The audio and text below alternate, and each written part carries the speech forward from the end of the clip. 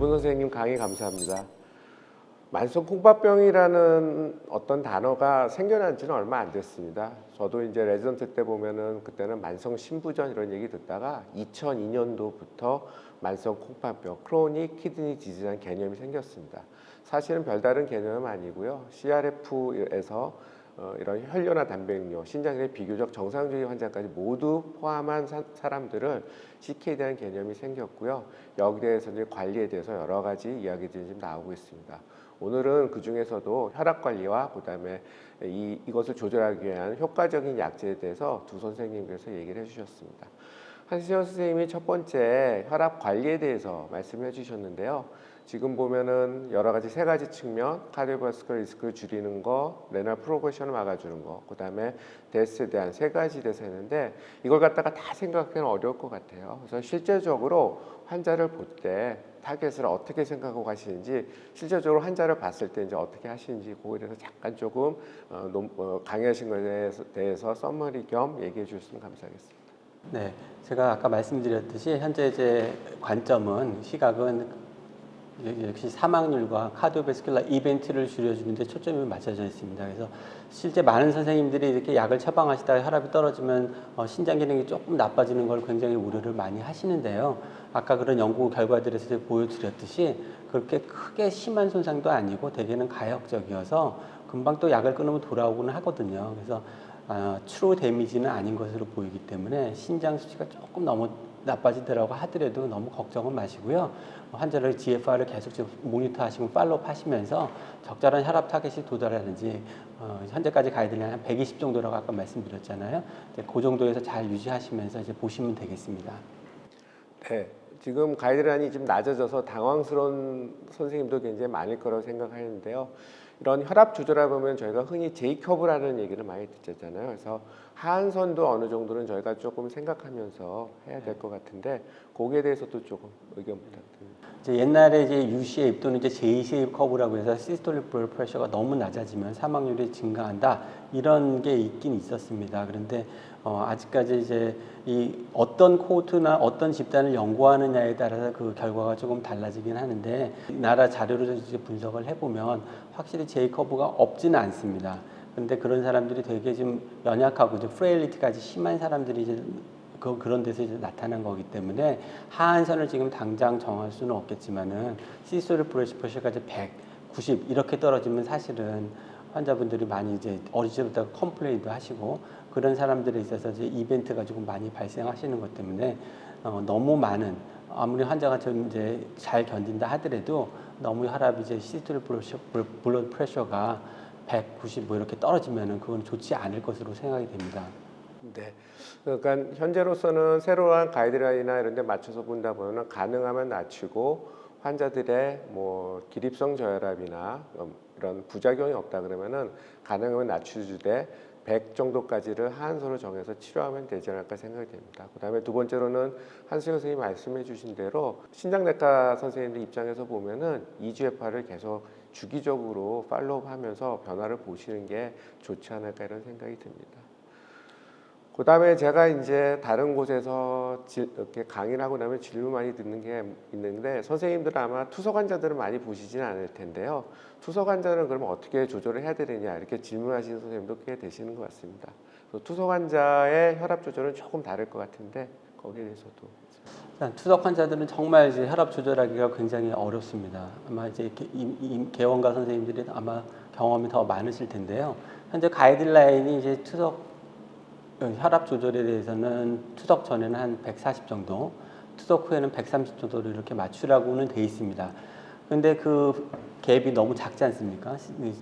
10 정도 보면 인트라 다이알리시스 하이포텐션이 빈도도 굉장히 많이 나타나고 이렇게 혈압을 아주 스트릭트하게 맞추기는 굉장히 어렵습니다.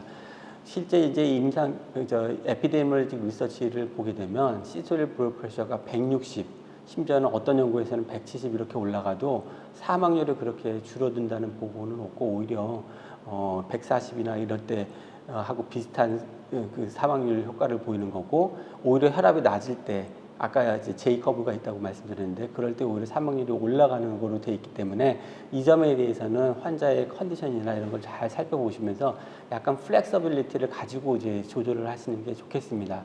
너무 140까지 이렇게 또 너무 맞추려다 보면 또 환자들이 힘들어하고 그러는 경우가 많기 때문에요. 되게 좀 유도리 있게 한 140에서 160 정도 선에서 이제 조절을 하시는 게 어떨까 싶습니다. 네, 맞습니다. 투석 환자들은 진짜 혈압 조절하기가 어려운 것 같습니다. 그래서 아까 말씀드린 대로 가능하면 낮추는 게 좋지만은 투석 환자들의 특수한 상황이기 때문에 일반적인 가이드라인보다는 조금은 높게 잡고 우리가 치료를 해야 되지 않을까 이렇게 생각이 됩니다. 정성진 선생님이 두 번째에서 심뇌혈관을 예방할 수 있는 새로운 약제에 대해 설명을 해주셨는데 듣다 보니까는 제가 이제 그 엔도셀린 리셉터 안타고니스트 ERA라고 하는 내용이 약간은 빠져 있는 것 같은데 한승혁 선생님이 ERA에 대해서 지금 임상 연구를 많이 하고 계시는 걸로 제가 듣고 있습니다. 네, 그거에 대해서도 잠깐 얘기해 주실 수 있을까요? 이제 현재까지 이제 단백뇨를 줄여주는 게 이제 만성 신부전 환자들에서 굉장히 큰 치료의 고울인데요. 잘 아시는 것처럼 이제 라스 블러커가 나온 다음에는 그게 아주 코너스톤 치료제가 되었죠. 근데 최근에 이제 아까 정성진 선생님이 말씀해주신 SGL2 이니비터나 GLP-1 리셉터 아고니스트 같은 것이 각광을 받고 있지만 사실 현실적으로 단백뇨를 이제 100% 줄여주거나 이제 그럴 수는 없습니다. 그래서 최근 들어서 많은 약자가 이제 개발이 되고 연구가 되고 있는데요. 그 중에 하나 주목할 만한 약이 이제 엔도셀린 리셉터 안타고니스트가 되겠습니다. 기존에 있던 몇 가지 연구들을 기반으로 현재 뭐 3상 연구도 있고요, 2상 연구도 있는데 이런 연구 결과들이 조금 기다려야지 나오겠는데요. 중간 분석을 얼마 전에 이제 받아본 거를 봤더니 역시 이제 단백뇨를 의미 있게 줄여주더라. 그래서 향후에는 CKD 아웃컴도 호전시켜줄 수 있을 거라는 기대감이 있습니다. 그래서 조금 더 기다리시면 아마 좋은 연구 결과가 나올 것으로 생각됩니다. 신장내과 입장에서 보면은 뭐 카디오바스쿨 리스크도 있지만 레나 프로고션을 막아주기 위한 여러 약제가 한 25년 동안 성공한 약제가 하나도 없었습니다. 라스 이니터가 나온 이후에 모든 연구들이 다 실패를 하다가 이제 SGLT가 성공이 되었고요. 아까 얘기한 엔도셀린 리셉터 안타고니스트는 이제 보통은 ERA 이렇게 얘기하는데요. 그것과 설명드린 3세대 MRA 이런 것들이 굉장히 이제 각광을 받고 있습니다. 그래서 이제 이런 것들을 소개하다 보면은 또 이제 질문을 받는 게 그러면 그 중에서 뭘 하나 쓰는 게 좋겠습니까? 이런 뭐가 제일 좋습니까? 얘기를 하는데 제 생각 같아서는 그렇지는 않은 것 같습니다. 서로 이제 같이 쓰고 이런 것들이 굉장히 중요할 것 같은데 정성진 선생님이 새로운 약제들의 설명을 해주셨는데요. 이런 약제들은 이제 향후 저희가 일반적으로 많이 쓰게 됐을 때 어떤 관점에서 써야 될지 이런 것에 대해서 좀 설명해 주실 수 있을까요? 각각의 약제의 특성들은 이제 이미 여러 대규모 임상 시험 통해서 그 이피커시, 효능과 이제 세이프티, 안전성이 잘 이제 밝혀져 있고 사실 이제 아까 말씀 주신 것처럼 레닌, 안지오텐신, 알도스테론 시스템의 억제제의 경우는 벌써 개발되어서 사용된 지 오랜 시간 됐기 때문에 리얼월드 데이터가 많이 쌓여 있고 그로 통해서 우리가 많은 경험과 실제 임상 경험 현장에서 우리가 흔히 쓸 수 있는 약제가 되었습니다. 근데 이제 새로 나온 약물들의 경우, 특히 이제 SGLT2 이니비터 억제제의 경우는 사실 우리가 실제 리얼월드에 많이 사용한 지 한 몇 년 안 되기 때문에 초기 데이터, 임상 클리니컬 트라이얼도 그렇고 리얼월드부터 수집된 어떤 여러 데이터를 보면 후향적 데이터를 보면 이제 많은 좋은 결과를 보이고 있는데 과연 5년, 10년 이상 썼을 때의 그런 효과에 대해서는 우리가 아마 조금 더 그 데이터가 축적이 된 다음에 그 결과를 한번 기대해 볼 수 있겠습니다. 그래서 제가 아까 말씀드린 마지막 슬라이드에서도 말씀드린 것과 같이 이런 좋다고 하는 여러 가지 약제들, 뭐 ARB, ACE 이니비터, MRA부터 시작하는 그런 레닌, 안지오텐신, 알도스테론 시스템의 억제제 외에도 새롭게 각광받고 있는 GLP-1 리셉터 안타고니스트, 또 SGLT2 이니비터, 방금 이제 한승혁 교수님 말씀하신 것처럼 또 엔도셀린 리셉터 안타고니스트 등 같은 약제들을 함께 다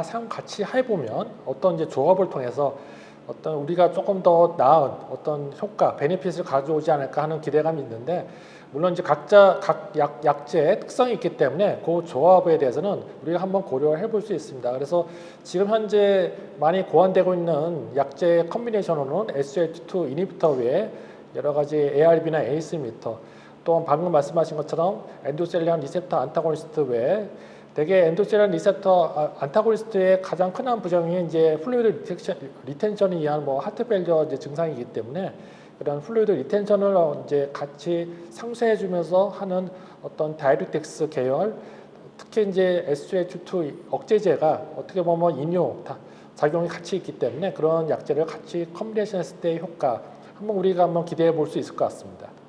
네, 말씀하신 대로 여러 가지 약제들의 서로의 상호 보완적인 측면들을 갖다가 이제 보기 위해서 그다음에 뭐 라스 인히비터를 썼을 때 저희가 카디오바스큘러 리스크를 30% 레지듀얼 리스크 있는 것들을 서로 약제를 쓰면서 그런 리스크를 더 줄여주면서 서로 가지고 있는 부작용들을 줄여주고자 하는 노력들이 많이 되고 있는 것 같습니다. 그래서 최근에 임상 연구들 보면은 각각의 약제를 하나 쓰는 것보다는 SGLT 인히비터 더하기 뭐 엔도셀린 리셉터 안타고니스트라든지 SGLT 리셉터 안타고니스트 더하기 그다음에 3, 4대 MRL 쓰는 이런 약제들을 서로 쓰습니다. 말씀하신 대로 엔도셀린 리셉터 안타고니스트는 플루이드 리텐션을 갖다가 SGLT 인히비터면서 다이루리스 효과를 본다든지 그다음에 3세대 MRA가 비교적 셀렉티비티 어필티에 좋다 그래도 하이퍼칼레미아가 한 20% 내지는 나타나는데 이런 SGLT 인히비터가 다소는 하이포칼레미아를 일으키는 효과들을 서로 상쇄하면서 서로 약제들의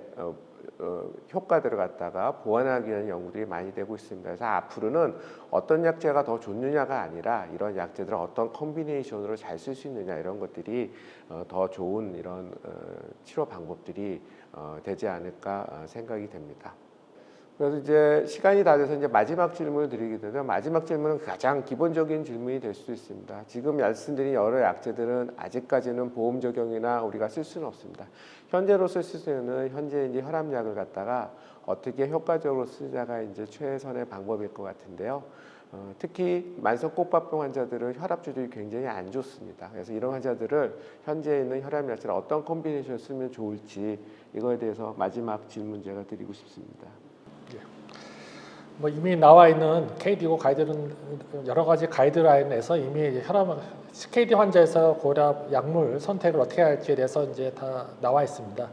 근데 일반적으로 우리가 고혈압 발병 기전을 살펴보면 우리가 흔히 알고 있는 에센셜 하이퍼텐션, 뭐 특발성 고혈압이라 하면 그 기전이 대부분이 레닌 디펜던트 고혈압이 되겠습니다. 이런 경우는 결국 ARB, ACE 인히비터 같은 레닌 안지오텐신 시스템 블로킹 에이전트를 쓰는 것이 이제 맞겠고 프라이머리를 쓰게 되지만 일단 CKD 상황에서는 그런 레닌 디펜던트 하이퍼텐션하기보다는 볼륨 익스펜션에 의한 고혈압 발병 기전이 좀 더 우세하기 때문에 ARB나 ACE 인히비터 단독 요법으로는 혈압이 잘 떨어지지 않습니다. 즉 CKD는 대표적인 저항성 고혈압의 하나의 예이기 때문에 단일 약물로는 효과가 없어서 여러 가지 칼슘 차단 억제제, 칼슘 통로 차단제를 추가로 사용을 할 수 있고 거기에 플러스해서 그래도 조절이 안 되면 이노제 계열을 특히 시아자르 라이크 다이루틱스를 사용을 할 수가 있겠습니다. 물론 실제로 리얼월드 데이터 현장 우리 임상 진료 현장에서는 그 세 가지 항고혈압 약물 외에도 뭐 베타 차단제, 알파 차단제, 심지어는 바소딜레이터 등의 약물을 더 추가로 해야지만 혈압이 조절이 되시는 경우가 굉장히 많아서 어떻게 보면 약물을 어떻게 선택을 어떤 순서로 하는 거냐 그 순서도 중요할 수도 있지만 우리 아까 말씀드린 것처럼 우리 블러드 프레셔의 고를 맞추기 위해서 여러 약물을 될 수 있으면 우리가 사용할 수 있는 모든 약물을 다 이용을 하는 것이 좋다고 생각합니다. 두 선생님 감사합니다. 오늘 강의 감사드리고 그다음에 질의에 대해서 잘 답해 주셔서 감사합니다. 오늘 강의를 듣고 오늘 강의의 주제는 만성 꽃병 환자에서 혈압 조절과 심혈관 예방에 대한 주제를 가지고 저희가 다뤄봤고요. 오늘 저희가 이야기한 강의와 이런 토론들이 여러 선생님들의 진료에 있어서 도움이 되기를 바랍니다. 두 선생님 감사하고 여기까지 봐주신 선생님께 감사 말씀드립니다. 네, 안녕히 계십시오.